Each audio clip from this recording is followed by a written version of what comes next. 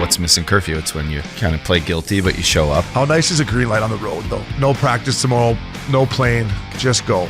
Scotty Upshaw in the clear, and he scores! Right in front, scores! A few laughs, a little bit of fun, and obviously a lot of hockey talk. You're listening to Missin Curfew. Fellas, coming to you from Hall Pass Media in Newport Beach, this is Missin Curfew. Obes, the up dog is back, and we got Swishy, who's on a runner. Speaking of runners, boys, she was a long weekend for me, up dog. I'm fucking hurting. I snuck out of there early, buddy. I got an afternoon. That was one of the best lines of the fucking whole. We're watching the Oilers game. Swishy immediately loops and up. He goes, "When's everyone getting here? Because I got to leave." Just how times have turned and changed, Swishy. But happy Memorial Day to you boys and to the listeners out there. I hope everyone had a safe and happy holiday. A little different than before, though. Any white parties?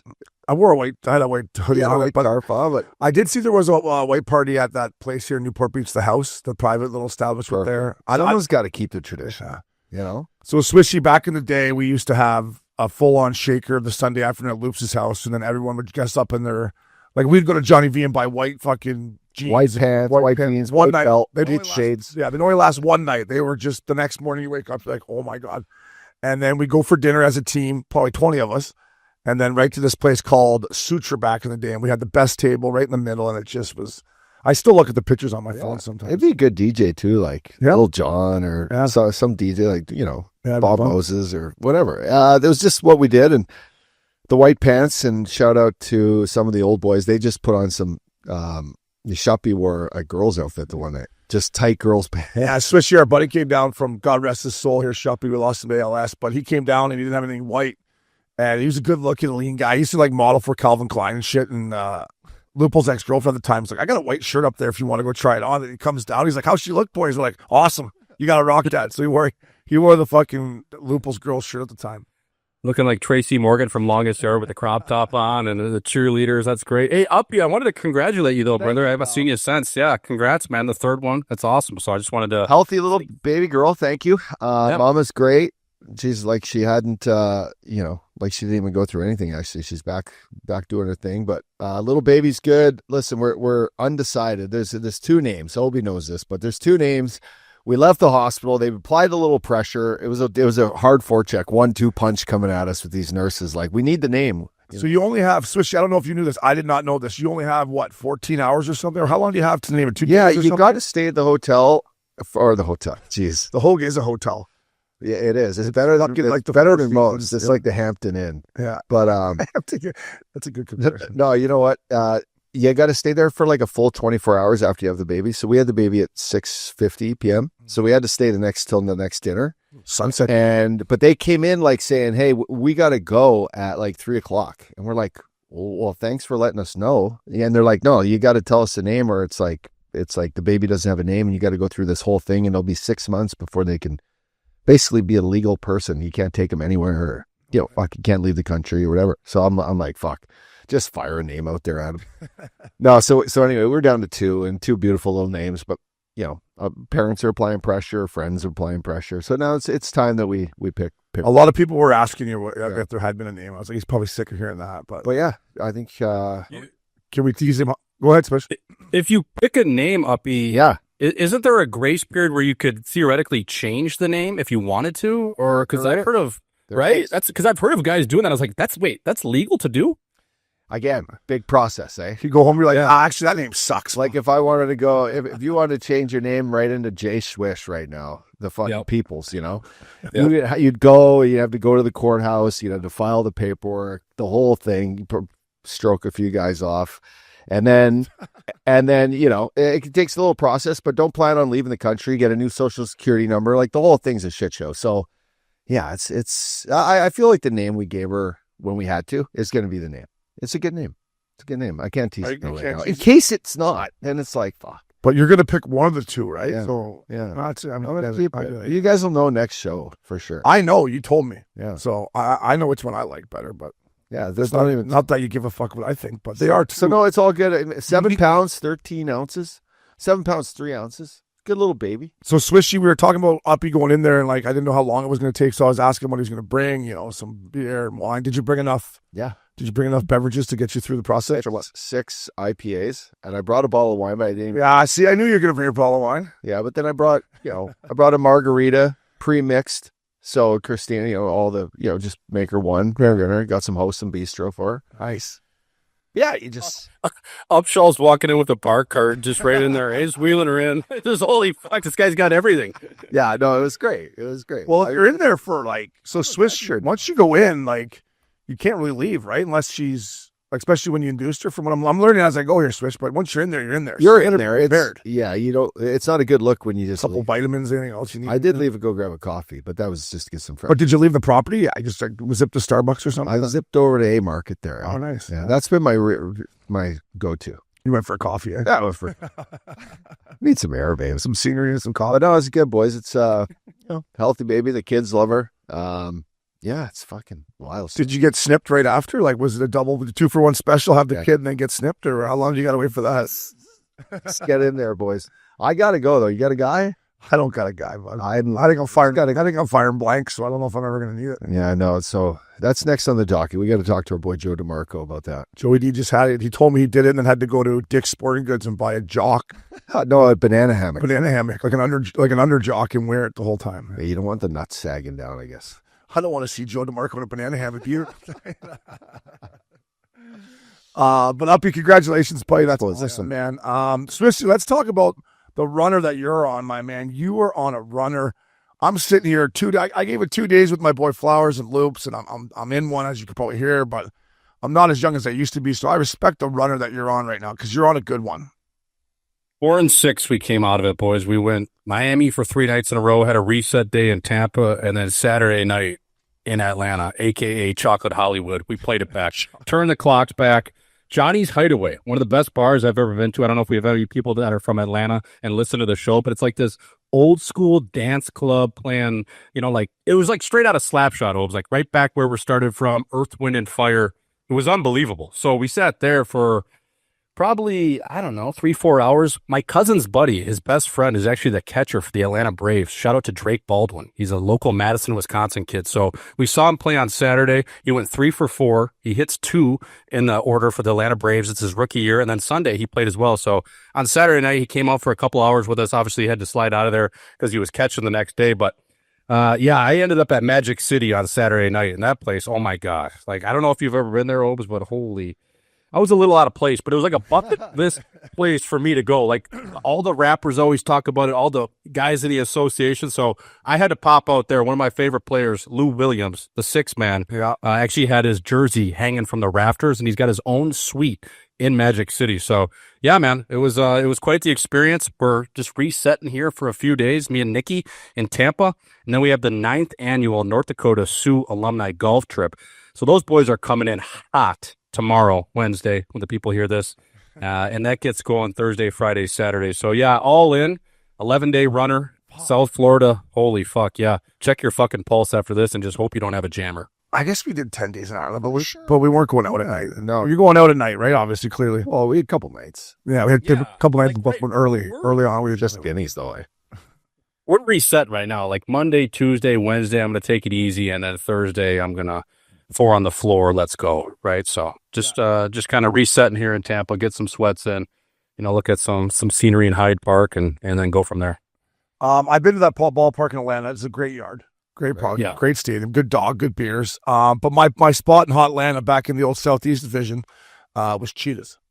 So I don't know about Magic Mike's, but I know Cheetahs was my go-to every time I played against the Thrashers, usually. Probably the night before. I'm going to throw out one. I'm going to throw out one, a greasy one to you. Claremont Lounge there. Yeah. Oh. The Claremont Lounge is this old, grimy strip club, and this girl, Peaches, used to crush full cans of beer between her tits. Just like this. She didn't shock at him. No way. Oh, it's nuts. Get her a blue light, eh? It was like in Midtown kind of area. Yeah. Midtown? I don't remember. What do you call that? Chocolate Hollywood there? Yeah, it's Chocolate Hollywood, boys, yeah. They ripped there. It's a party there. It's a hot it's a party. Is it? I think so. Yeah, it's where the players play, baby. Yeah. It is. Welcome to Atlanta. But there's no need to put a hockey team back there, is there? I don't think so. Just because the TNT studio's there doesn't mean we need to put a hockey team there. Yeah, I don't think so. But Like, Buckhead's nice town. How many times did you play there? No, the traffic sucked. You were out west then, right? Were you with That was in Nashville, Nashville, Philly. So you were in the East, so you played there quite a bit. I mean, I played there 3 times a year, maybe 4 back then. Remember the division? Yeah. Every time you go in there, the traffic sucked. There's nobody at the game. It's made for basketball. You're like, what are we doing here? The only thing that was sick out there was Kovalchuk and he And flying Watson around. Yeah, that was the only sick thing about That it. was These guys looked it out really sick. Yeah. But Swiss, you were just there. What do you think? You think you could put a squad back there? I see you guys play there. I didn't, right? But just in terms of, I was even talking to my brother, like where it's located, Atlanta, like the travel makes sense. They're building the arena up north where theoretically all the hockey fans are. Obviously, it used to be downtown where they couldn't get people to come in because the traffic was so bad. But the arena, the place that they're kind of the infrastructure they're building around that arena up north, I don't know, man. I don't know the city a ton, but I just think it's a great sports town. I mean, the Braves, that field was rocking. Like, that's a top 5 market for baseball. Yeah, and you got the Tom Hawk chop going. How you say I don't know. Fucking Braves. Obes, it would be the rendezvous number 3 there, right, in Atlanta. And I don't know. I just think the market it's an intriguing market because of just how many people are there, and the travel would be really good. You guys know better than me because you played there, but I think it could work. I really do. It's a huge market. I didn't know they'd build a new barn, so get with it, O'Brien. But awful. Yep. Look at the old Thrashers logo too. It was just terrible. Look at that uppy.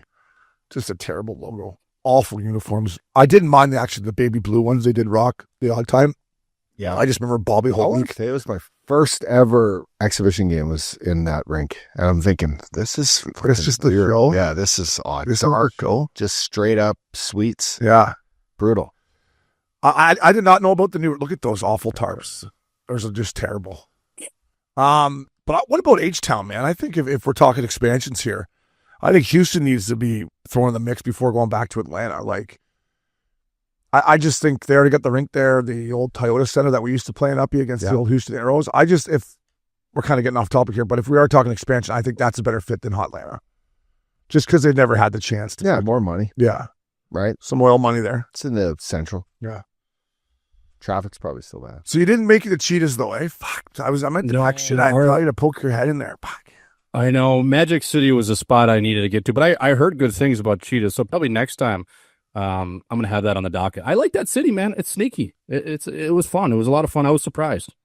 So you got the boys coming in here. Let's talk about your fucking starting lineup up. So you saw this thing that Swishy did. Eh? First of all, how long did it take you?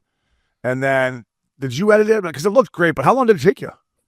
So the night, like last week, remember I texted you and I was like, anything for content, baby. It's a Thursday night. I'm in a suit in my living room, literally in my kitchen at like 9:30. So I suited up and I just had this idea that I wanted to do like a little pre-show, kind of like Jim Nantz, lay the foundation or paint the picture for what was going on. And my inspiration was the Monday Night Football or the Sunday Night Football player introductions. Remember back in the day, Terrell Suggs would come on and be like, Terrell Suggs. Yeah. Also Hard University. Yeah. They'd be like, so-and-so, the U, Edgerrin James, the U. So I wanted to put together a starting lineup that was similar to Sunday Night Football, Monday night. And then that idea last week popped in my head where, well, I got to do a little bit of a pregame show to kind of paint the pictures for the viewers. So I have my gal, Audrey. She's been with me for like 2 years now. Just dial everything in. We get on a call and I'm like, okay, this is what I need. This is how it's going to go. We're going to kind of, create this a little bit of a pregame show for the golf trip. And she's unbelievable. She is on the same wavelength as me. So she does pretty much all the editing and we just go over it together. And then the masterpiece comes together and she did a hell of a job on that. And the boys loved it. So, it turned out really well. And I try to do something every year for the guys. I get a merch. I throw out an itinerary that I'm going to release tomorrow. This year I did the pregame show. So I take it top notch. I set up the party buses. I get the courses dialed in. I'm hockey operations over here for the fellas. And I got another one of my buddies, Uncle Rico, that we kind of work hand in hand. But yeah, it's our 9th annual. And we're in the Chin at Tampa this year. We've never been here. So I'm fired up. How hot is it there? It's sneaky hot. It's a little sticky, isn't it? It's you're getting the monkey bum out, the ass sweat's going, yeah, but it's like AZ, just you gotta shower probably one more time, right? So if you're showering 3 times right now in Arizona per day, it's probably 4 here. Yeah, we got your video up right now on the TV. Yeah, what suit is that, by the way? Nice, what suit? You pull that out of the last Yeah. That was you had that in the show, or was that the? Yeah, the National League. Yeah. It's a nice little. Yeah, it's a nice little. I don't know if that's Barney's of New York or it's something crispy. Yeah. It's nice. So, hey, a lot of pressure. First of all, way to be a team guy, and that's a lot of work, putting stuff together here. But a lot of guys coming in. Who does the pairings of the groups? Is there going to be lots of gambling being taken place on the course, or is it more just let's see how many fucking drinks we can have? Talk me through the different groups and the different levels of this tournament. Yeah, so every year we pick different captains, and it's Ryder Cup style. We'll do a draft, and it's usually 2 rounds, and then drinking games also come into play. So Flip Cup, beer pong series, where it's 8-on-8, and it's 2 different teams that captains draft. It's handicapped usually. In the past, we've done it where it's either handicapped or we'll just pick the best golfers available via a snake draft. And honestly, boys, it's hilarious. Like some of the years, we haven't even golfed. Like the guys will just tell their wives, like, yeah, we're going on a golf trip, and they don't even end up bringing their wrenches. So this year we're actually golfing. But the early years of the golf trip, it was just like, it was nuts. So as you can imagine, but this year we're actually going to play. And I think, usually guys will have gambling games, but usually the winning team, they get the champions dinner, and it's a nice steak dinner on the Saturday night. The losing team has to pay for it. They also have to pay for the night out. So that's kind of how we've done it in the past, and it works out pretty good.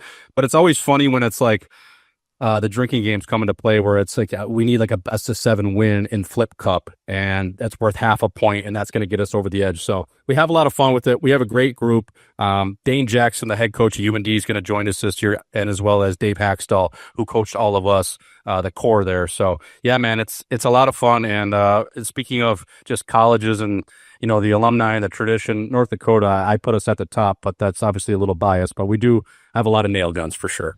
I saw Troy Stetcher was on the lineup there. You're not expecting him in the town, are you? Like, no, he's going to miss it again. Yeah, and he's going to miss it again. So we have a hard 3-strike rule. If you miss 3 trips in a row, obviously if you're playing still, you get the pass. We have a hard 3-strike rule. If you miss 3 in a row, it's a $100K buy-in back in. So otherwise you're kicked out for life. And then it goes to the committee to see if you get back in. So if you miss 3 in a row, you're out. We've suspended guys in the past for just previous incidents. And different things. So yeah, we run a tight ship. It's a pro type tournament. So it's a lot of fun. And, like I said, it's a good crew.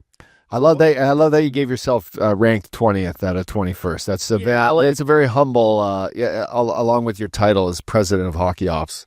So, yeah. Like I'm not gonna, golf trip ranking MVP for Drake Kagula. Oh man, does he goes nose first? Yep, he plays well. He plays hard. Yeah, there are some funny positions in there, like Nick Mattson, one of the guys that's probably a little bit softer on the crew. I just put missionary for his position. So yeah, it's a lot of fun, boys. Brock Besser, too good for this trip. Is he? Oh, I got to fucking beg that kid to come every year. He's got an excuse, but he's coming, so I'll see him tomorrow. Is the excuse like his old lady won't let him, or is the excuse like I'm a national leaguer and I'm not coming on a golf trip? What is it? Well, yeah, he's one of my, he's my bro's best friend, and he's, obviously one of our boys. So what I'm saying is, like, does he have kids? He's busy. He can't go. No. So it's always just some phantom excuse. Yeah. That's where I was at. So, but he's one of those guys. Though, a guy on the team. They're great dudes, but you got to drag them into the fight, and then it's like get in the fight. They're one of your best players. Best is a prime example of that. You just got to pull them into the fight, and then they're there. Yeah.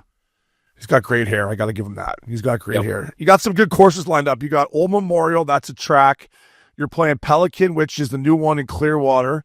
And then you're playing Innsbruck Copperhead, right? Those are 3 National League setups. Yeah, the snake bit fell over at Copperhead. I was looking at that. I was like, ooh, if I get out of there plus 15, I'm doing okay. Yeah.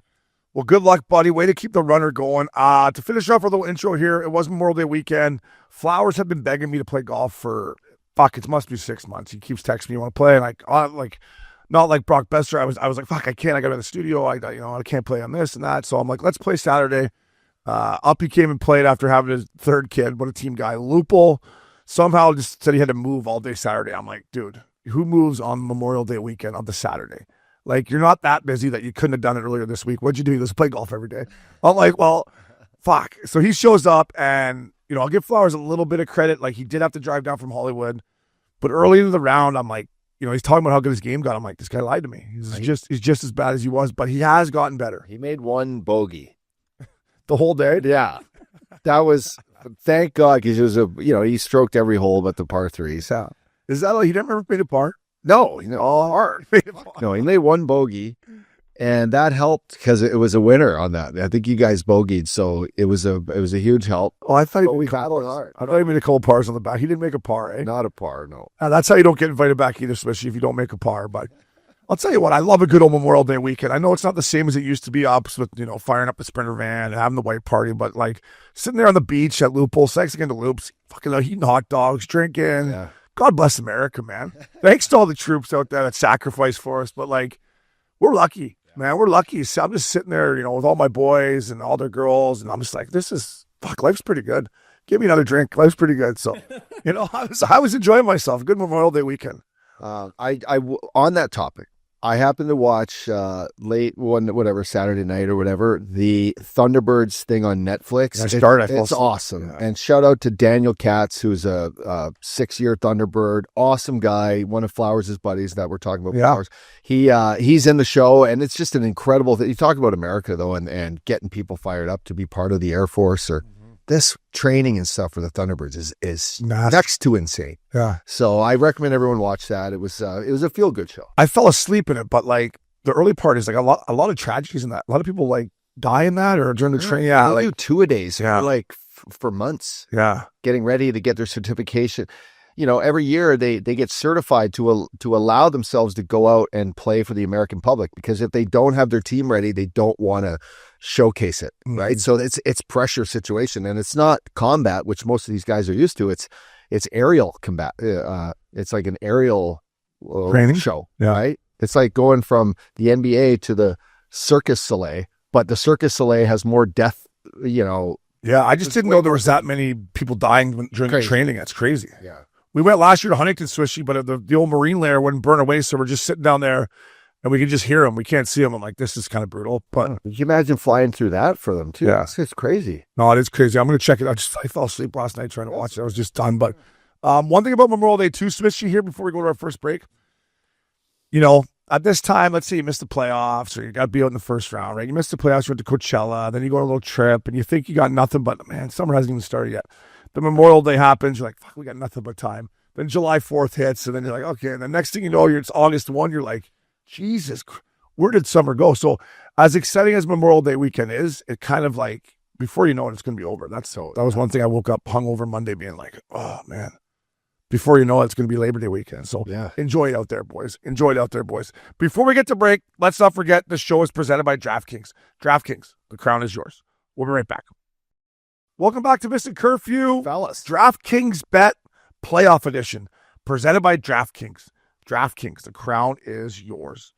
Boys, I was on a heater. I was on a betting heater, and Swishy, I was feeling good, talking about eating down a couple hot dogs, had a nice buzz going, took the Oilers, and then I was like, we got to take the Pacers. Convinced Loops and Flowers to take the Pacers, and they cost me in the association. So my hot streak came to an end.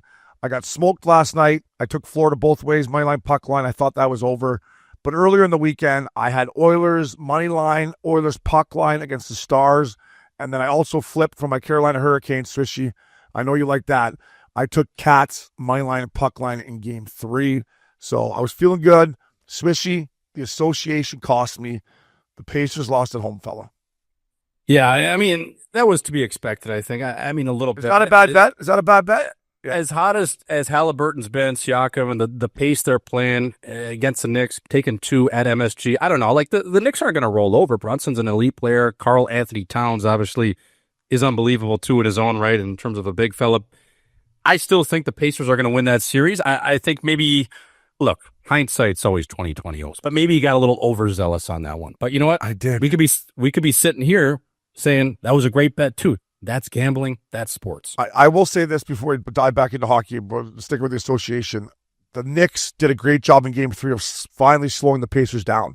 Yep. Like in Game 1 and 2, they were running, and I'm like, because the Knicks only play like 6 or 7 guys, right? And the Pacers play 10. I'm like, they won't be able to run with them, boys. I'm trying to sell this to fucking Loops and Flowers.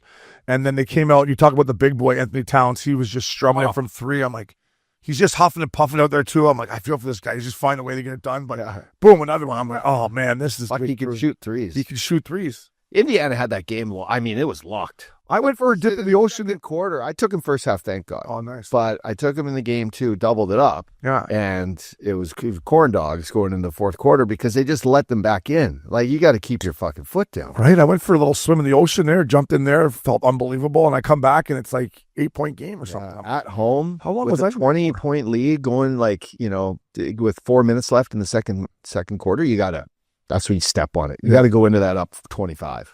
We talk about comebacks in hockey now, and they're always right. You guys talk about live betting on DraftKings doing flowers, and team goes down 1-1's nothing now, 2 goals nothing now. But even in the association, especially, I've noticed all playoffs. Not that I've watched a ton of it, but like a team will be up 20, and the Pacers are the team that would come back all the time. It's like no lead is safe in the association.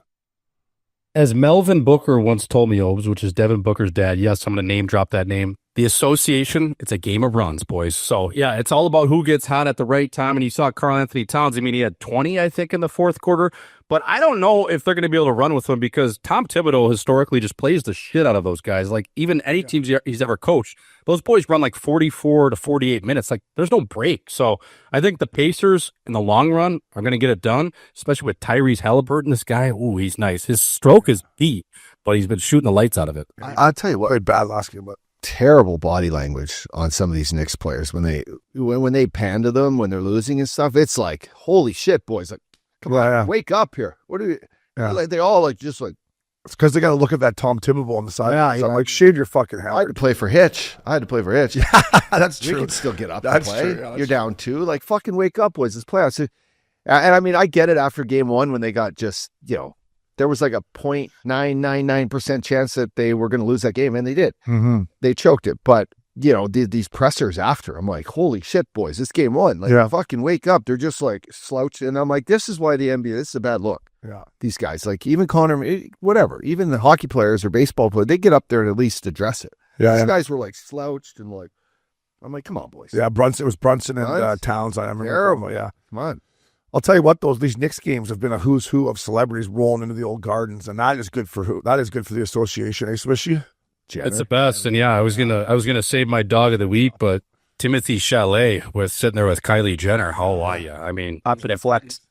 That nerd biscuit. How big is this kid's wrench? Because I guess it's like, he's what everyone's talking about. Was he known for a big wrench? He might, look at him. But he's one of the most famous guys in the world right now, right? He is, I guess. Yeah. Why? Because they played fucking Willy Wonka? He played fucking Bob Dylan. He was Bobby Dylan. He played Bob Dylan. Yeah, he played Bob Dylan. He was sick. He also had Willy Wonka, though, didn't he? I don't know. Who the fuck is Willy Wonka? The chocolate factory. This guy's got 3 kids, eh? Willy Wonka. I'm like, fuck, I haven't seen the Willy Wonka, but maybe he did play. Like, but Kyle Dylan, huh? KC, did he play Willy Wonka? Yes, he did. Yeah, he did. Play Willy Wonka. Guy sees he's got a Willy fucking huge dog. You're a good dad. Oh, Willy Wonka. But yeah, I mean, that's one cool thing. And I wanted to actually talk to you guys about this. We bag on Evander Kane. I used to hate playing against him, want to kill him and, this and that. But like, we talk about selling the game on this podcast a lot. And, say what you want about him this playoffs. He's maybe the only guy in the fucking National League that's actually doing something to have people talk about it besides what McDavid and Drexler and the boys are doing on the ice. Like, do we need more guys rolling up in a Rolls Royce?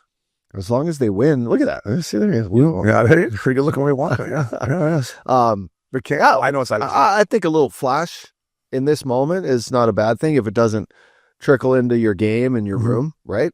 Yeah. He's using it to his advantage. He's one of the guys that can do it. I don't know if anyone on, is Dallas, like Segs could do it. He should be doing it. I just heard him say he was doing I think it was with Elliot Friedman, and he was basically said, like, I'm doing this to sell the game, and we're not very good at it at times. And I was like, as much as I bag on this guy sometimes, I kind of agree with him there. For sure. Yeah. As much as I would probably chirp him about easy there, bud, rolling up in a Rolls Royce, you're like, he's as effective as a player in this playoffs as anyone's been. Yeah. I think. Yeah. So he can do whatever the fuck he wants. Yeah, I mean, I love it, boys. I think that's the way to get different eyes on the game. I like that. Even I think Connor Brown was rolling up to a game in Dallas with them, sitting in shotgun. There's guys that can do it. Even like a guy like Jamie Benn could back it up because he's tough as hell. He could be rolling up in some sick G-Wagon, matted out. But yeah, this is something I think it's good. All press is good press, Hopes. Yeah, and I do like that. Was it Connor Brown that jumped in with him? He did take a teammate. Yeah, I'm like, this made it. He's taking a couple. Yeah, this made it cooler than just showing up by yourself. When one of the boys jump in with you, or a couple of the boys, then it's like, hey boys, let's jump in the rolls and head over the game. It's like, fuck, okay, Yeah, let's go. I totally. Hey, take your shoes off. Get your feet. That's fun. Let's go, boys. Like, imagine you were rolling up to a game in Dallas and you had that old school car from Entourage and you were getting out of there with all, like 4 of the fellas and you're rolling up. Like, that's like camaraderie. That's how you do it in a cool way. I did like in Vegas too in the series where he pulled up, the guy opened the door for him and he greased. I was like, probably 100. I'm like, that's National League there. Hey, thanks for the lift, fella. It's like 10 for sure. It's probably 100. Yeah. That's good. What about your bets up, dog? Before we move on to our playoff recaps, what do you got for your bets, Bob? I was hot too, boys. I was. The Oilers got me right back in. I will say this: I got a nice future right now. A 2-series parlay, currently open and currently on the right side of it with the Pacers and the Oilers. So I'm looking pretty good there. I've been hammering the Oilers every other day on a Stanley Cup bet because I want to have some fucking. I'm not going to try to jinx it, although I would. But I'm now convinced that like it's shaping up to be a rematch. And I think we talked about this. I asked when was the last rematch, and it was the Detroit-Pittsburgh series, 2008, 2009, back-to-back. When Marion Hossa was on the wrong side of both of them. Wrong side of both. That's when you got to ask yourself probably like, wow, am I ever going to win one? But you're just literally... Yeah. So it's shaping up to look like that, boys, right now. I mean, it's a huge Game 4 tonight, filming on Tuesday. I will say this. The Oilers are 6-0 in Game 4s under Knobloch. So 6-0 in Game 4s. Yeah, the Skinner is Mr. Game 4. Right, his numbers in Game 4s are insane. So looking to double up again on the Oilers tonight, but I battled back hard. My DraftKings account now is in the positive. It was tough sledding for a while, but yeah, it was a tough one last night on the Carolina Hurricanes. I thought maybe it was going to be Broom City, but a boring game ended with Stank Oven with a nice shot. Yeah, but yeah, tough one. Swish, you got any bets over there you want to talk about, fella? Many bets right now, Obi. I just want to talk about, did you see that article? And obviously it's my boy, it's Troy Stetcher, but did you see the article that came out? Sportsnet released it, I think, yesterday, talking about obviously eyeing a return for Matthias Ekholm, and Stetch is probably going to be the odd man out. And he's just like, look, let's face it, Ekholm's a better player than me, and if I'm the guy to come out, it makes our team better. So I just thought that was such a classy tip of the cap to Stetch, and just goes to show you what a team guy he is. And I don't think a lot of guys would say that just publicly, whether they believe it or not, but I just thought it was pretty cool. It's like, yes, Ekholm makes our team better. If I'm the guy that comes out, it sucks, but it gives us probably a better chance to win. So I thought that was really cool from a guy that's also stepped into the playoffs and did a nice job there on their blue line. You know what? He's done a hell of a job, and it was a guy I was worried about for the Oilers. If it did get to the fact that you had to have Stetcher in there, I thought Ambrose was going to be the guy that played the entire playoffs. Give it to old Chucky Knobloch there. Chris Knobloch, who made the switch after, I believe, was it Game 2 of Vegas up? So they brought in Kapanen and yeah. So, but I'm with you, man. Listen, nobody wants Ekholm in the lineup more than me. I ask Uppy every fucking day I see him. I'm like, have you heard anything? I see him skating swishy. He's going D to D, crispy rice. I'm like, this guy looks like he's ready to go to me. However, I think because of the way your boy Stetcher has played, that it has made everyone in Edmonton, Knobloch, coaching staff, stand by. Everyone go, let's just take a breather here. We're all right. Let's make sure Ekholm is 100% ready to come back in. So I'm with you, Swishy. I do want to see Ekholm come back in, but your boy Stetcher's played unbelievable. Yeah, for sure. And just on the other side of things with the Carolina series, do you think we see Reinhart come in Game 5, or are they going to look like he hyperextended his knee a little bit? If he's back, I'm going 4 on the floor with the Panthers. I mean, I picked him in a gentleman's sweep in terms of 5 games, but do you think we see Reinhart and Mikkola back in Game 5, or are they going to rest those guys? I mean, listen, I don't, it's not 100% of these sources I have, but somebody has told me, 2 guys have told me that Rhino's knee's bad, like real bad. Like, I don't know if it's MCL or ACL or something. Like, now take that for a grain of salt. I don't know. Mikkola, he went into the boards hard. His shoulder, it could be fucking in one. Greer didn't play in Game 4 either. Listen, I think they're going to get past Carolina either way. Let's go right there with the game last night. One of the worst Stanley Cup playoff games I've ever watched. I don't know if it was by hangover or what, but I was just like watching this game being like, they miss Rhino, they miss Mikkola, they miss Greer. I don't know if Florida thought it was going to be easy, but you got to give credit to Carolina. I said to KC when we came in today, now they're going to decide to play. That type of pace is what I thought they were going to do to have any chance, right? They were skating. They were coming at them. They made Florida look somewhat slower. There wasn't a whole lot of scoring chances. They were putting pucks to the net. But you can't wait to be down 3-0 to try to come back on the Stanley Cup champs. But it was a good character win for them. They could have just said, fuck it, we're done. Let's get the season over with. And Updog, they found a way. I will say this. Freddie Anderson, after, he got sat in game 3, the team didn't bounce, the way that, Brindy was probably hoping they would. So he's back in there game 4. He made the right saves at the right time. Bobrovsky, still, you got to beat this guy with a perfect shot. You're not scoring on this guy. He's in his zone, Obes. Yeah. But you're right. Like Carolina, the way that they just said, fuck it, boys. What are the odds we lose 4 fucking rounds get swept 4 fucking times in a row? Like right? This can't happen. I just thought, and in all seriousness, like the refs could have done a little bit better of a job last night. I thought it was a horseshit game by the refs, but yeah, I don't think the refs have been great all playoffs either. But I mean, Carolina was playing on their toes. Like they were kind of just taking it to the Cats. And I guess, like you said, you can't lose them all. But Swishy, are you worried at all that Carolina wins game 5 if Rhino's hurt and Mikla's out? Is there any way that this could creep into a game 6, maybe even a game 7?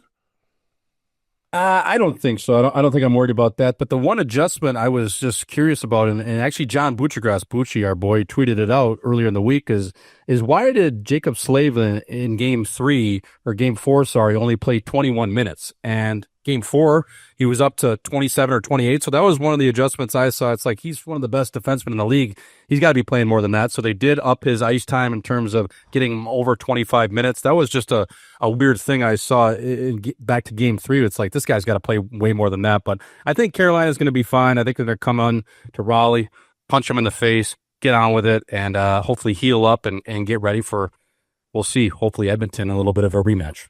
Yeah, that was Slavin's best game in the conference finals, too. He looked like Four Nations Slavin's last night. He was all over everyone. No, time and space taken away from everyone, being physical, using his long stick.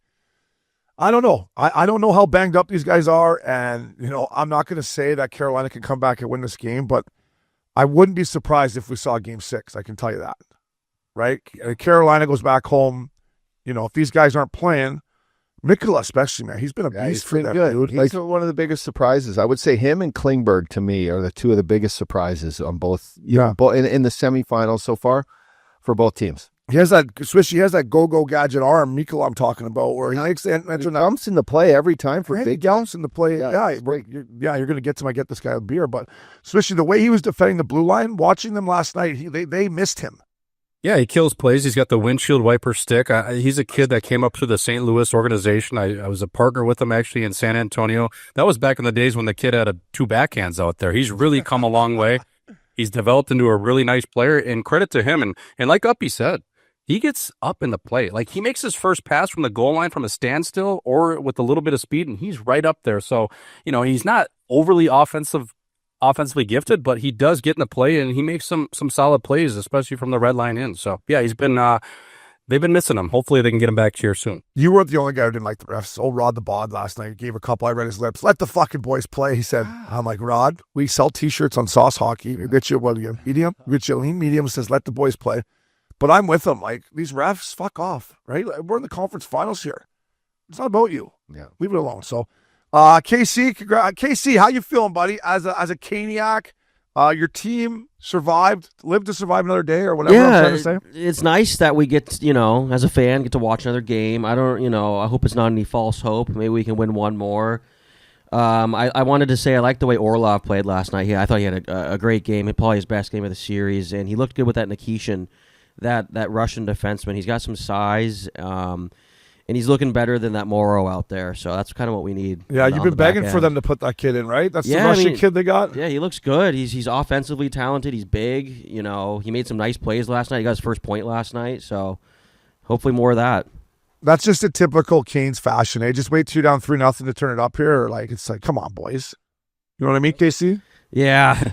And I'm just, Freddie, I'm just worried, If he can play the way he did the other night or last night, we're set. But he could let in 7 tomorrow. So yeah, we'll see. You never know. You never know with Freddie. But I'm with you. More hockey's good. We got a game Wednesday night, a game 5 from Raleigh. Up dog. You would have loved it on Friday. You were, how you were at the hospital or just going home, but I had a let's go Oilers chant going all the way through the canyon. Yeah, right after golf, I was just, let's go Oilers. And the whole place was going buck diddy. They're up 2-1, kid. The kid from Fort Mac, 2 wins away from getting back to the Stanley Cup final, which we will be up there if it does get to that. If they do win this series, the West gets home ice either way. Let's start here with the nurse / unrope Hintz. It's been a lot of chatter. Listen, I love Pete DeBoer. I said if Dallas wins, Pete DeBoer is somebody I'm going to be happy for. I did not love his comments about if that was Connor McDavid, that it would have been a 5-minute major. It's like, let's settle down here, right? Like, it didn't seem to be that bad to me, up dog. Yeah. He actually went 0 for 2 in comments. Jackie Redmond grabbed him mid-game and asked him about, or actually, was it Jackie that did it, or it was Emily Kaplan? Anyway, she asked him about the ref calls in the middle of the first period, and he goes, no, the refs are terrible calls. Now it's 2-0, and now, but we're playing good. Like, just deflect those comments. Yeah, those are, she just deflect the comment. Tough questions all around, though. Tough questions, but still, like, limit the excuses. Bring the, bring the energy back. On. Yeah, bring the energy back to your group. About it. Fuck it. I would like to say that's probably, I'm not going to tell this guy how to coach. He's one of the best coaches out there, but he's 0 for 2 in those. The slash, if you want to talk about the slash, I just think, I tweeted this, but either way, if it was an embellishment or he actually broke his foot, what a series deciding slash, because it was as harmless as it could be. It's a good whack. Yeah, it's a harmless whack. Like, I get it. If you turn your stick over and you hack him across the wrist and he shatters his wrist, that's cunty. Yeah. When you just hit him on the top of the laces in front of the net like that, because he's, you're both battling, that's just a hockey play. That is a hockey play, unfortunately. He doesn't take it up, like he's hitting a 350-yard bomb drive. He just mid-range, boom, whack. And if it breaks his foot, fuck, the guy's that's a hell of a loss. Yeah. Smithy, what'd you think of this ropey Hintz, the slash on Hintz? I mean, there's no intention to injure. It's not a malicious play. And if you're playing against a guy like Ryan Suter, you're getting 2 of those a shift. It's a very routine playoff chop, Obes. And like Uppy said, for one way or the other, it could change a series. Now, I don't know if he broke his foot or if he hit the top of a nerve, but that was one of those. Obes, as a defenseman, that you do that 100 times, 99% of the time, the guy just skates away. Maybe even more, 99.5. Like, it wasn't like a big chop. It was just a routine chop, and let's just play on. Pete DeBoer, just you don't need to talk about that. If that's McDavid, it's going to be 5 minutes. That's not a 5-minute penalty. It really isn't against anyone. Got him right in the toe, didn't it?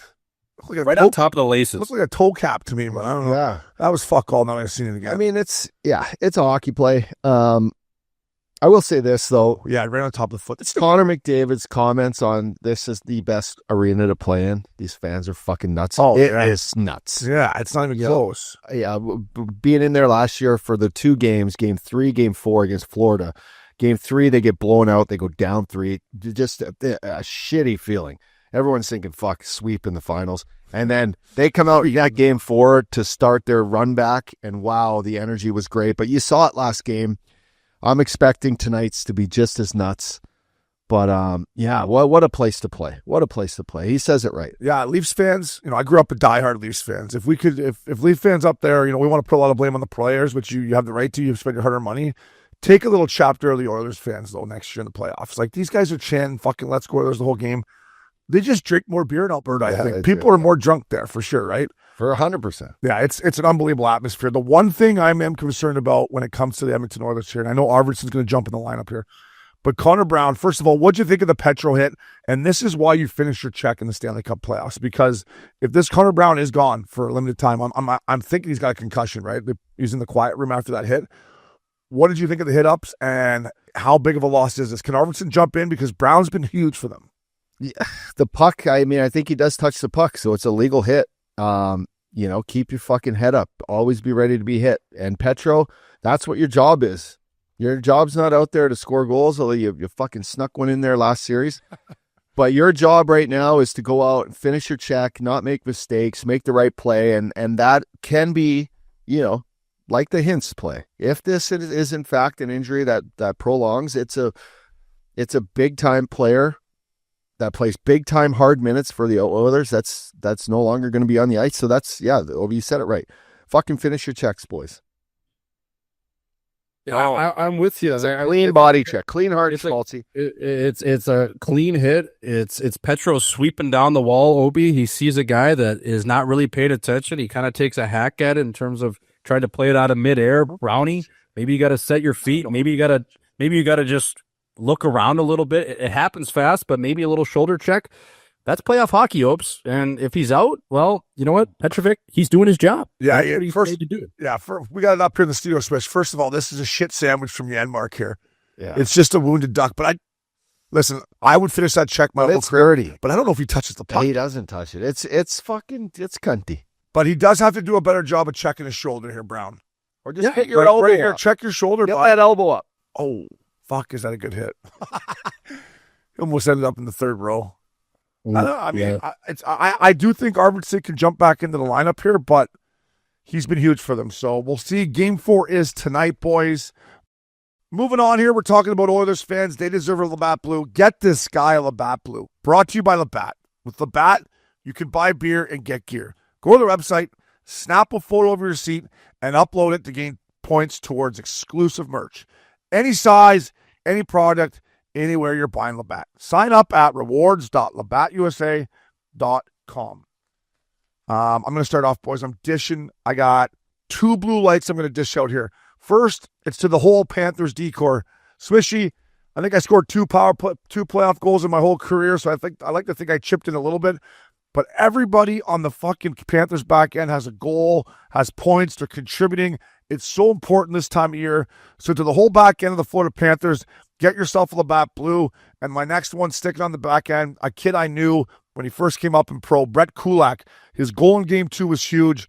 Unfortunately, this kid's got 1 more year left at, I believe, 2.75. But either way, this guy is going to get paid. He's been great. He's got great feet. He's chipping in, playing big minutes. Brett Kulak, get yourself a Labatt Blue, fella.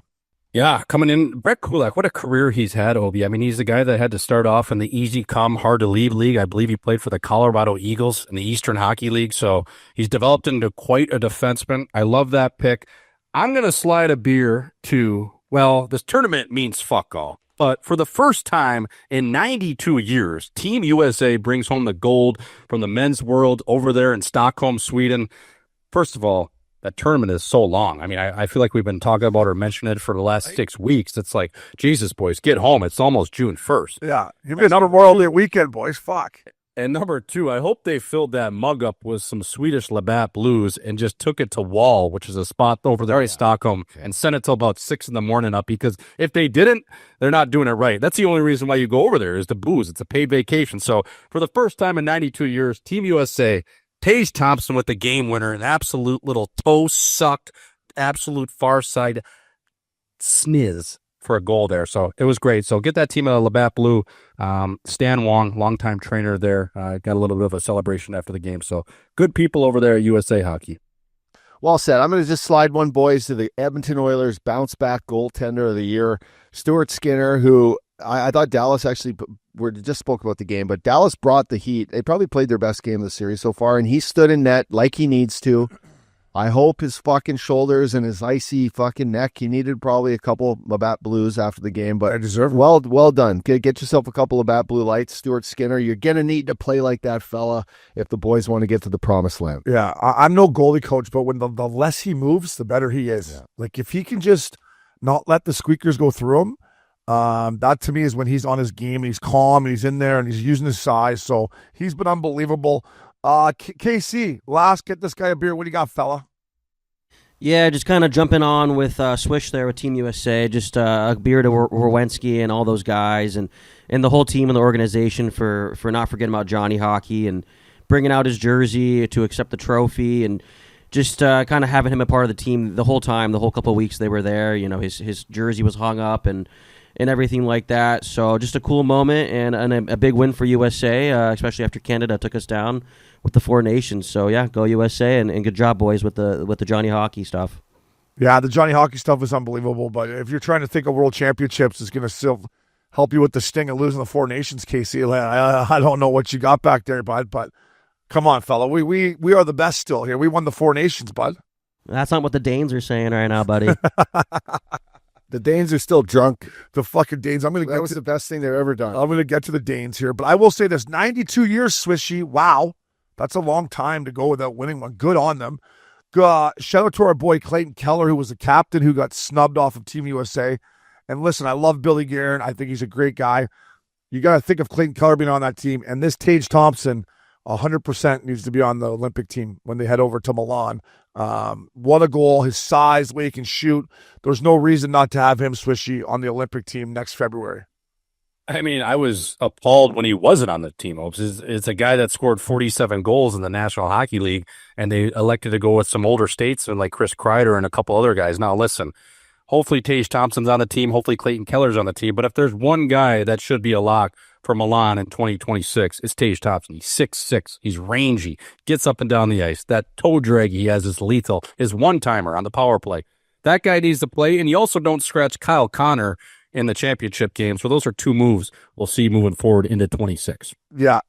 Did they sing the USA hockey song, Swishy, after they won? Is there any clips of the boys singing that song you boys like to sing? I hope they didn't, honestly. not for the World Championships. No, man. No. Only World Juniors and Olympics and stuff like that. The World Championship doesn't classify. I'm with you. I think it's a dumb tournament as well. But those boys looked, man, like they came together. They looked like they were so happy after they won. And I got to give Team USA credit. They looked like they came together as a team. Yeah, I mean, that whole tournament's just a throwaway game up in Rochester. Maybe I'm just jealous I never got to play. Careful, I'll come at you here. Don't. Yeah, no, I think maybe I'm just jealous I never got to play it. It's not the Spangy. I never got invited either, fella. Don't worry. Yeah, it's all good. Yeah. It's all good. So yeah. Get those boys Labatt Blue. Congrats to Team USA. 92 years. Way to snap the drought, fellas. Up dog. It's the Sizzle Missin Curfew Dog of the Week. Fellas, Sizzle is elevating the game in health and wellness with a mission to remove sugar-based, unhealthy products from your pantry and replace them with better products for you. It's the brands that kids love. My kids love it, and parents are excited to have them. Quench and Spoken brands are actually brought to the market, boys, so check their stock ticker out on the Toronto Stock Exchange at CZZL. Fellas, my dog of the week, sponsored by Sizzle Brands this week, boys, is no one other than Zach motherfucking Hyman, boys. +5, 2 goals in an apple, 10 hits in Game 3, boys, at home.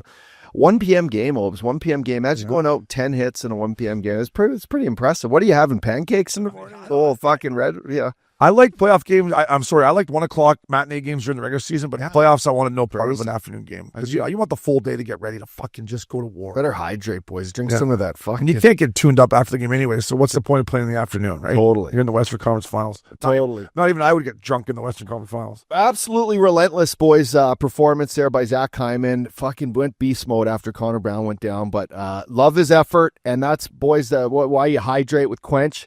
So, fellas, you got your dog of the week, Obes? I do. My Sizzle Missin Curfew Dog of the Week is our boy down in Fort Lauderdale, Matty Tkachuk. I'm watching the game there, and they're kicking the shit out of the Cats, and I see Chucky come out and fucking chase down Aho, and I'm thinking, why is he doing 6-3? They're about to go up 3-0, and I went, oh, the hit on fucking Reinhardt. And say what you want about Matty Tkachuk. This guy is a fucking team guy.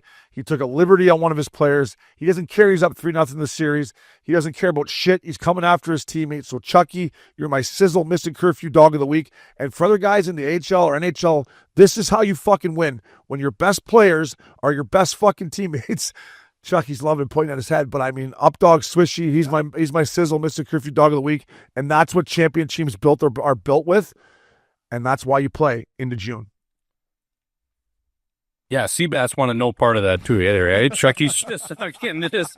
Oh my God, it's like he just pulled out of a trailer park and just beating the piss out of him. But yeah, that's winning hockey, Opie. You wait till you get up a lot in the game, and then you know what? You're gonna have to face the music, and that's exactly what Chucky did. He just chased him around the block and gave him a little stinky glove, a couple shots, and we're on our way, baby. But yeah, you don't come after or take liberties on our best players. We're a team in here. So yeah, that was great on Chucky, and that's why they win. Well said, boys. Let's move on here at Missin Curfew. Around the National League, one of my former teammates, I think Updog played with this guy too, Mathieu Darche, who was the assistant GM in Tampa over the last few years, won a couple cups there, is the new GM of the New York Islanders. Like I said, I like Darche. He's a good teammate. We didn't spend a whole lot of time away from the rink. Our lives were a lot different, but he was a good teammate, a good guy. And the reason I like this hiring, boys, is it's about time to give some young guys a chance, right? Like these GMs have been in the league forever. They've all made their money. They've all had their opportunities. Darche's been down in Tampa doing good things. Give a rookie GM a chance to see if he can come in here and make the Islanders better. So to me, I think it's a great hire. Up dog. I would like to see more teams around the league. If it's not working out with a veteran GM, don't just recycle and go get another one. Give me someone young that's just out of the game, that knows the new NHL, and that's hungry to win. Yeah, I would say he's been part of a pretty good culture in Tampa too, with Brisebois, John Cooper, and the way that they've just kind of carried themselves. They're winning ways. They're always competitive. They haven't had a rebuild in forever. So that's sort of, that playbook, boys, works. I played with this guy Obes in the minors when I was a young rookie, and he was actually a line mate of mine, and Tony Herkus. Shout out to Circus Herkus. We're talking North Dakota. He played in Milwaukee. Yeah. No, and he was a great player. Listen, played hard, played the right way, played hard, and like you just said, happy to get a little recycling. Little fresh blood. Eh? Yeah, some fresh blood. Hey, Swish, it's time for some younger guys to get some opportunities here.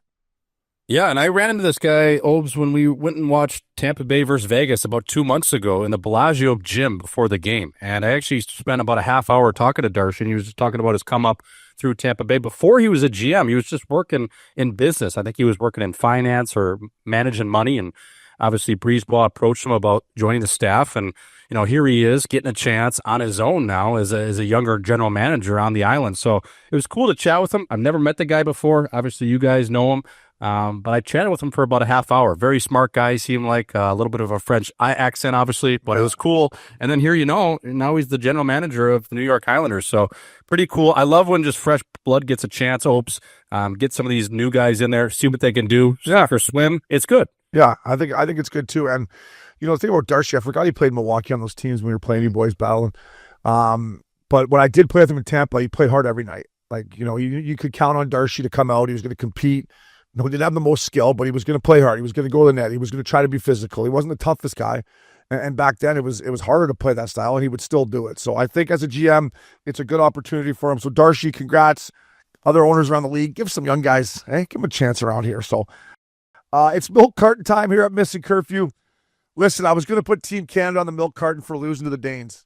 And then I heard a rumor from a couple people that they were over there having a fucking time. So, all right, I'm gonna cut you boys some slack that you're over there having a nice time.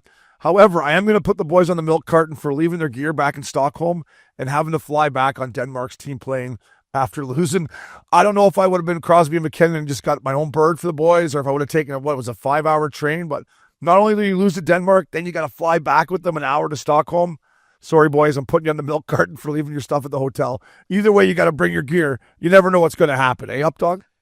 Yeah, or you just stay an extra couple of days and just stay in Stockholm or something, right? Take the train to Amsterdam or go to Prague or just head right down to the Amalfi Coast. I don't know. Tough way to go down, boys. Tough way to go down. A lot of good guys in that squad. You hate to see that that's the way it turns out, but that's probably the hockey gods saying something, though, right? Like, you leave your gear back there expecting to go back. You're going into Denmark, into the enemy territory. Yeah, you can't count them out. Like, they're playing for their lives. You're just in the fucking quarters, just like. Yeah, I watched the start of that game. Actually, it was the first game I watched the entire, and obviously Canada came out. Denmark's goalie played unbelievable. They had a couple power plays in the first period that they didn't capitalize on. That weren't great power plays, but I got to give credit to the Danish fans. That place was rocking. It's an old convention center, Swishy, that they just turned into a barn, but it was fucking humming. And you know what it's like over there. We've all played in Europe. The fans, not only for your national team, for your club teams too, they can get humming, and that place was rocking, Swishy. I know they win that game, Opes, and then the next night or whatever, they turn around and lose to Switzerland 7-0. Wow. I was like, oh my God, how hung was Canada playing that game? But yeah, it was, good for the Danes. They'll be able to talk about that, their country, and all the good people at Copenhagen and the surrounding areas for the next 50 years, how the time they beat Canada. So yeah, it's cool for them. And hopefully the Canadian boys are, on a little bit of a runner like Jay Swish over here. Up, dog, I know we've disagreed on this tournament the entire time, but this is why I don't know if the juice is worth the squeeze here for these guys. Like, if they go over and win this tournament, okay, you're supposed to win this tournament. You got Crosby and Nathan McKinnon, who's arguably the second best player in the world, Binner, Konechny, you're loaded.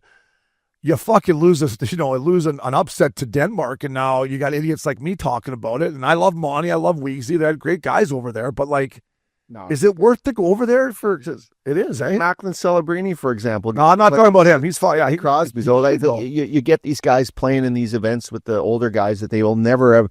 Macklin Celebrini will never ever get to play with Sidney Crosby, arguably. So this is a chance that they do get the chance, and that goes a long way for these young kids. We got to see Connor McDavid and Crosby for the first time now, but it just. I guess Sidney Crosby's never been in a spot where he misses the playoffs and is bored out of his mind for fucking 2 months. Yeah, well, it's been, 3 or 4 years since he's made the playoffs? Right? When's the last time the Pens got in the dance? It's been a bit. And it's going to be a fucking while. They're never going to get back in. No. That's his biggest thing, what he needs to figure out. No. And I was a suitcase, but, I guess to play on one team your entire career would mean a lot. And let's be honest, there's going to be a statue to sit out front of the rink. His jersey's going to be in the rafters. He's like, fuck, we need Sidney Crosby back in the playoffs.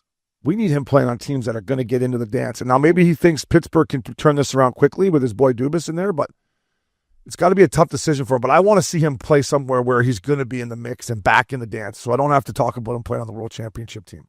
Yeah, you're right. What do you think? Yeah, no, it's a great. It's like Getsy when Getsy was. I want Getsy to go somewhere else and try to chase another cup. The biggest question I asked him, if Patrick Kane called you tomorrow and asked, like, should I stay on the Chicago Blackhawks or should I leave? What would you tell him? Yeah. You made a choice and stayed. He'd say, fuck it, I should probably tell him to go somewhere else. Yeah. Have another chance to win. Like, obviously, Swishy, him and McKinnon love each other. Like, they're boys. I respect that, and they like to play together. So why doesn't Sid just say, hey, listen, I want to go to Denver. Let's make this trade. Let's get the most back for this organization. And it's time for me to move on. Because obviously they want to play together. If they're going over to play in the goddamn World Championships for free, you think they'd want to, try to win a Stanley Cup together, Swishy. Yeah, and I think it sounds great on paper, but I think a long time, especially for these guys that play somewhere for a long time, Obes, there's a sense of pride and the sense of loyalty that they feel to their organization. And Sid's one of those guys that's a Mount Rushmore-like character to the game of hockey. And he's probably still thinking in his head, well, we're 1 or 2 moves away from maybe turning this thing around and getting this thing back on track from, a standpoint we could be competitive again. Now, whether that happens or not with Dubas and the management, I'm not sure if that's possible. But those guys are so competitive and they're so hard-headed and they want to stay in one spot. They wanted to make it work. They've had so much success there. They are the whole city. Change and different things, Obi, it always sounds good, but there's always those doubts that creep in your head. It's all he knows, right? Yeah. So it's always different. No, it's hard for him. I mean, listen, fuck, he's been the face of the franchise for the last, 18 years. How long has he been in the league? Longer than that? Is he almost at 20 years? Is he over 20 years? 20 years. 20 years he's been in the league. So, but to me, another guy that fits this mold is Brad Marchand. I watched lots of Bruins games this year, boys. I picked them to go to the Eastern Conference Finals. I thought they were going to be a Stanley Cup contender. Brad Marchand was having a horrendous year. Like, he was playing really bad. And then he went to Four Nations. He wasn't even great at Four Nations. It's like almost like if they wouldn't have picked him with the starting 6, he probably wouldn't have made the Four Nations team. And now he's gone to another team. He's accepted a new role, and he has rejuvenated his career, and his phone is going to be ringing off the fucking hook. Not that it wouldn't have been, but now on July 1, there's going to be a bunch of teams lining up for Brad Marchand. And I just think if he would have stayed in Boston and missed the playoffs, he still would have got a deal. But now his name is back up to being like, you need this guy on your team if you want to, he can still win championships. You're right. So you're right. That's the only thing I got to say about it. To the Canadian boys, shake it off, boys. Hopefully they stayed over there, right? So they may go over there. Yeah, for sure. Hey, where are you stopping, eh? Barcelona. I would have been right on it. But win or lose, just get the yacht with the ladies and, because they probably brought their families, but just, Yeah, what are the single guys doing? Fuck the guys that brought their girls. What are the single guys doing? Hey, Swishy, what are the single guys doing? Right to Spain, baby. Right to Spain. Right to Ibiza. Let's go. Hotel Ibiza. Let's go. Give me a corner suite. Let's get rocking here, fellas. I got residential fella. Yeah, I got one more milk carton here. This one's a little more serious. I'm going to put Jordan Staal in the milk carton. Listen, I played against Eric. I played against Jordan as well. They're a great hockey family. He's got 2 more Stanley Cups than I do. Does he have 2 or 3, Jordan? 2? I think he's got 2 with Pittsburgh. Yeah, he won 2 with Pittsburgh, right? Yeah. Listen, I'm watching the game the other night, and you're getting the shit kicked out of them. They're down 6-3, and Marchand and Chucky are doing whatever they want. Now, listen, I know Jordan Stahl's not a fighter, and you can even almost put Brent Burns in this as well, but he is 6'4", 6'5". You're the captain of the hockey club. They did bounce back and win game 4.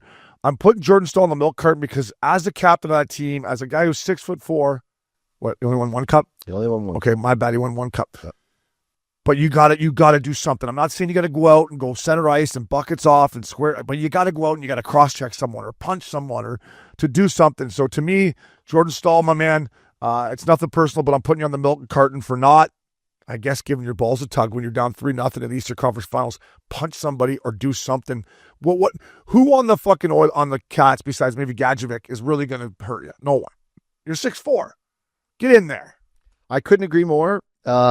Some of the best captains that we played against for years would have stepped up down 3-0 conference final, went toe-to-toe with somebody. Who cares if you get beat up? Or just, fucking show your team that you care. Or get kicked out of the game. Get a 10. Just do something here. Yeah. Don't cross-check a Brad Marchand guy. Like, don't cross-check someone in the face and be. No. Fucking do something. Yeah, like get tossed or tell the ref to fuck off. Or your wire's got to be crossing anyways. You got to show some emotion. You know what I mean? Especially you gotta be like, we're not done. Maybe we are done, but here's a little emotion from him. Was that game 3? Bleed all over him. Let him know you're there. Yeah. Exactly. Bleed all over him. Let him know you're there. What do you think of that, Swish? Yeah, I mean, listen, Obes, you're a captain of the National Hockey League. I never was even close to that. But if you're Jordan Staal, like you said, you're 6'4", and you go toe to toe with a guy like Greer, you grab somebody and rough him up.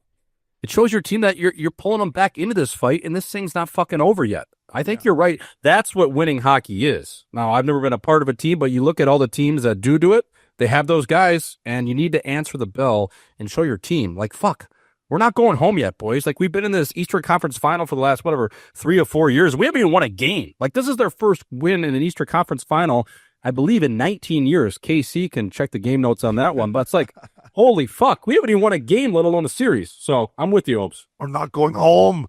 Yeah, I'm with you too. And listen, the guy's had a great career. I mean, fuck, he's probably gonna get his jersey retired in Carolina. But man, you gotta just. And nowadays the lines become in so quick that if you just get in there and fucking give a guy a couple fucking rights, I can name 5 guys he could have grabbed. Just grab him. Barkov. Barkov. Jones. Barkov. You should have went up to Barkov and went. Fucking give him another one, but fuck you. Like, Verhaeghe. Go. Yeah. You could grab somebody. Anybody. Just fucking. Chucky's doing it to you. Bennett's running around killing people. It's like. Well, see, Bennett would have probably been his go-to. He should have went up to Bennett and said, "Let's fucking fuck you. Let's go." Yeah. Like really said that his team would rally behind that. Yeah. Right. He might get beat up, but June 1st, 2006, their last win that they won in the Eastern Conference Final. 19 years. Yeah.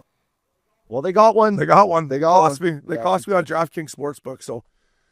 We'll see if they can keep it going to a game 6. Last but not least here on Missin Curfew Up Dog, it's the Jägermeister iciest shot of the night, fella. Presented by Jägermeister, boys. Serve it cold or don't serve it at all. Jägermeister, damn, that's cold. For more, visit Jägermeister.com. Drink responsibly, fellas. Obes, this will help the way I feel. This will get me. This one's icy. This will go down nice. Mm-hmm.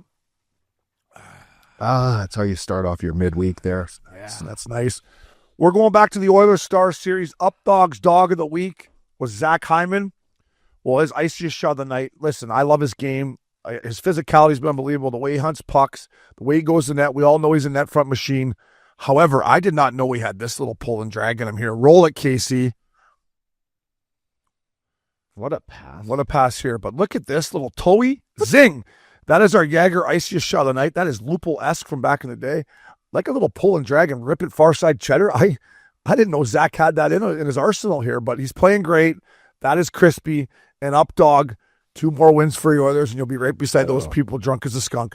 Zach Hyman, Jäger, iciest shot of the night. Well done. He well deserved, boys, as we said. He was the dog. He's the Jäger iciest shot. Let's fucking go, boys. Swishy, did you know Hyman had that in him? The little toe drag to the far side bar down, spink dink style, fella? I didn't, but it makes sense because his dad was rich, right? Remember that reporter was that he's only good because his dad was rich back in the day. So yeah, he must have learned that with all the skill sessions he had and everything. But yeah, that was nice. That was a nice finish for a guy that scored 50 goals around the net. Yeah, I mean he's got a little touch. That was juicy though. That was juicy. That was fucking National League crispy rice. But I got to know what I'm doing tonight. Oilers. I know what you're doing tonight. Oilers game. Swishy, talk me through your day to day. Is there an IV? Is there a massage? Is there Like, what do you got, fella? Well, I think I got my workout in this morning, got a sweat, went over to Hyde Park, had a little lunch, gonna rip a couple pods today, obviously this, and then hockey night in Scottsdale. Then I think I'm gonna slide over to Meat Market with my bro, just hang out, man. Just kind of just let the week come to us. Little pre-scout over there, and then it'll be Wednesday tomorrow, which is moving day through the week, and Thursday ladies night I'll be back on the tilt full piss. So yeah, it's just kind of hang out for a few days, maybe catch some late night Rays here, and that's kind of it, baby. Yeah, Hyde Park, that's where I used to hang out, but my bar's not there anymore. It's called Hyde Park South. That one closed. The Rack, I believe, is also closed. The Rack was a pool/sushi spot. You ever go to the Rack back in the day? Yeah, pool tables, and yeah. Me and Bugs Malone used to go in there fucking about 5 days a week, but I don't think they're there anymore. But maybe Jackson down on the water there by the rink. I don't know. Okay. Without the Lightning playing, it might be boring, but this maybe spot just we down there. Spot we went last night with Bouillon. It was a good spot. It was there's some talent in there, so I might have to slide there again. Yeah, Jackson's probably dated now, but when the Lightning are playing and it's right across the harbor right there, it's a pretty good spot. But without a Lightning game, I'm sure it's nothing. So, Swishy, my man, I appreciate you taking the time and joining the boys on Missin Curfew. You're a team guy. Have fun. Updog, welcome back. Congrats again. Thank you to Hall Pass Media, Kyle, Casey, Conway, Max, the Ice Pick Pickup. That was Missin Curfew. Fellas.